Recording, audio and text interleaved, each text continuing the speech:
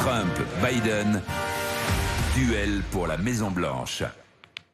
Duel pour la Maison-Blanche, c'est votre nouveau rendez-vous tous les matins à 6h40 sur RMC et RMC Découverte. On vous emmène aux États-Unis. Nos reporters vont faire un véritable road movie de la Floride à Washington. Ils vous feront découvrir les principaux enjeux du scrutin. Ce matin, Caroline Philippe et Nicolas Roper sont à Miami, d'où part leur périple. Il y a la crise économique, les conséquences du coronavirus. Et là, ça fait des ravages. Avant l'épidémie, le taux de chômage était tombé à 3,5%. Mais depuis, il a littéralement explosé, doublé pour atteindre les 7%. Ce sont 25 millions d'Américains qui pointent désormais au chômage. Et malgré l'optimisme du président Trump, les banques alimentaires sont prises d'assaut. C'est le cas en Floride, comme nous le démontrent nos reporters. Une file de voitures ininterrompue avance très lentement sur l'une des artères de ce quartier excentré de Miami. Les conducteurs patientent ici pour récupérer gratuitement des vivres. Dans un balai réglé au millimètre, des bénévoles déposent les boîtes de nourriture directement dans les coffres des voitures. Yuri, mère célibataire avec 3 enfants à charge, ouvre l'un de ces cartons qu'elle vient tout juste de récupérer.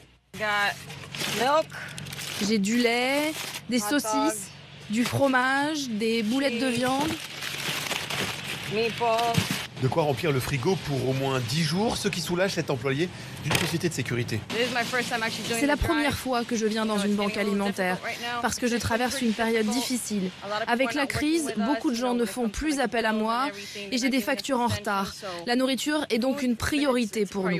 J'ai hâte de rentrer chez moi et de montrer à mes enfants que je n'ai pas attendu plus d'1h30 pour rien. Dans le sud de la Floride, le volume des distributions alimentaires a augmenté de 600% depuis le début de la crise du coronavirus. Une explosion de la pauvreté que constate à chaque distribution Christina Sorensen, l'une des responsables du conseil de quartier. Parfois, il y a des gens qui arrivent dès 4 heures du matin pour être sûrs d'être servis. Nous distribuons de la nourriture pour 1000 foyers chaque semaine.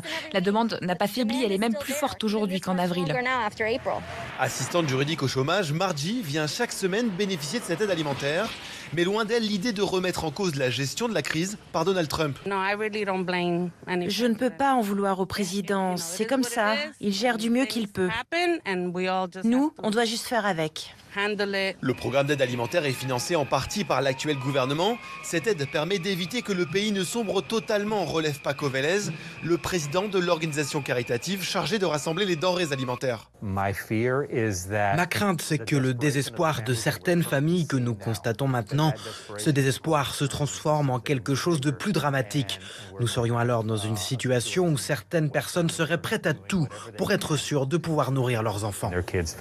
Les deux candidats à l'élection ont promis de continuer à soutenir le programme d'assistance alimentaire tant que la crise économique qui frappe les États-Unis ne sera pas officiellement terminée.